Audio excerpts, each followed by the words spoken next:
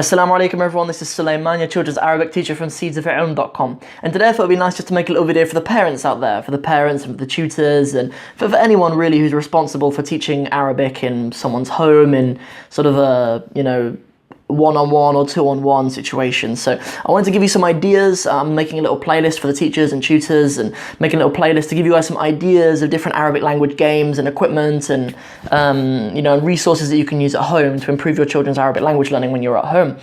And I know that there are a lot of parents, like I serve quite a large homeschooling community, and I know there are lots of parents who are very clued on and are very open to different things that they can be doing to help their children with their Arabic language homework that I set them. So I wanted to make a little video for you guys to give you some ideas for some equipment that you can make. So the first thing that I wanted to do, this is kind of like a staple piece of equipment that I use for, I've been using it for about 4 years, and it's in loads of my lessons that I use this sort of format because, it's interactive and it's kinesthetic and I think it's really nice. So the way to start with this approach is to have some coloured cards like this. You don't need to use coloured card, like I think it is a really good idea too, but you don't have to. I have various colours here, and I literally just got a couple of sheets of A4, or you can get A3, different coloured card, and then just laminate them. Laminate them so they're shiny, and so you can write on them, and then you can use them for all sorts of different activities with the children, and I'm going to show you one of them today.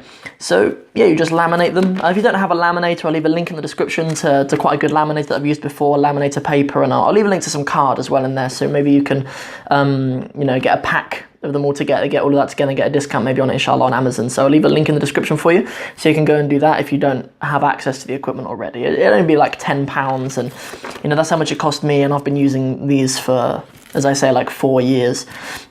So, and then the other thing is just some whiteboard pens. You may already even have these at home. You can get them fairly inexpensive. These were like £3. I think mine have been even cheaper than that. I'll leave a link in the description to where you can buy some of those as well. So you can probably get everything together for like £10. So, the money's not something you need to worry about. So anyway, you have a pack of cards like this, and I even use these for doing word-to-word tafsir. Sometimes, I'll write out each of the words in a certain area that we're doing, and I'll say to the children, like, why didn't Allah subhanahu wa ta'ala decide to put the verb at the beginning? We learn that generally in Arabic you have verb, subject, object. Sometimes Allah subhanahu wa ta'ala chooses to put Musa before the verb, or to put Yusuf before the verb, and so I can switch them round and explain, no, this is the harf over here, the preposition over here, relates back to this and stuff, so it's very easy for me to move them around. So sometimes even for word tafsir, I even use these, and even breaking down sentences in stories and stuff like that. But the game that I wanted to show you guys today was a game that a lot of you are probably familiar with. It's a game called Snaps, or at least I know it as Snaps. It's probably got some other names. And it's as simple as this. You get a certain number of cards. I like to use 8 pairs, because then you can make a nice sort of 4x4 grid for the children, and that's a lot easier for their kind of positional memory to remember. So I remember the word feel, which means an elephant. I remember the word feel, that was in the top right, and I remember seeing the picture of an elephant, or the word elephant in English, like 2 in from the bottom. And I think that's really good, like for other transferable kind of cognitive skills for the children to do anyway. So I'll do a little example just of how that works, just to show you it applied.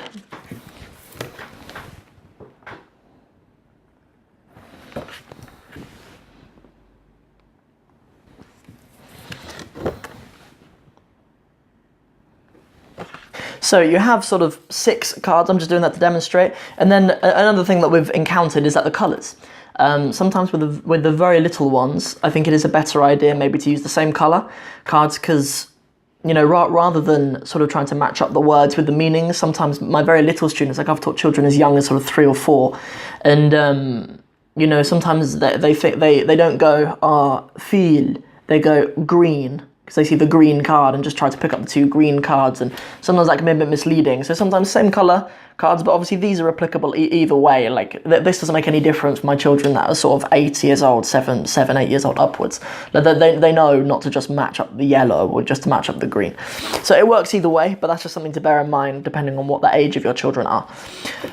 So they're all turned over, just like that. Sometimes you can, even like here, you notice I've put feel on an elephant on the same colour.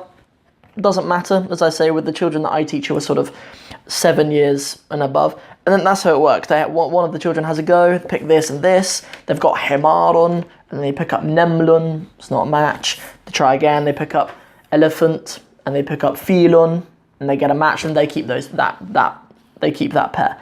And it's as simple as that. That's just a little game for learning vocabulary at home. It's something very kinesthetic and something sort of hands-on for you to have a go on. It's simple, but if you haven't seen it and you haven't thought of it, then it wouldn't sort of be in your bank of games that you can play with your children when you're revising vocab.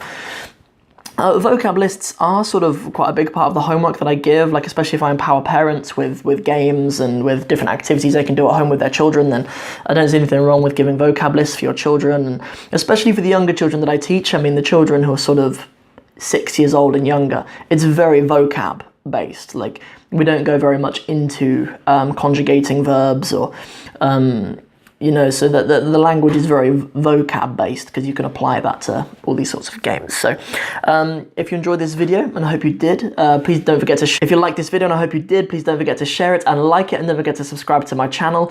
Please come back for more as well, inshallah, because I'm going to be going over, I've got sort of 3 lessons planned already for giving you different ideas for different ways that you can practice vocabulary. And this series of videos is linked to a blog, which is on my website as well. I'll leave a link to that in the description too, if you'd like to come read that blog. And that's it for now. Assalamu alaikum wa rahmatullahi wa barakatuh. I do have some slots open in my timetable, so if you are looking for a tutor for your children, then just follow the link to the webpage on my website. That gives you more information about my online tuition. And I hope you enjoy the rest of my content and my work. Assalamu alaikum wa rahmatullahi wa barakatuh.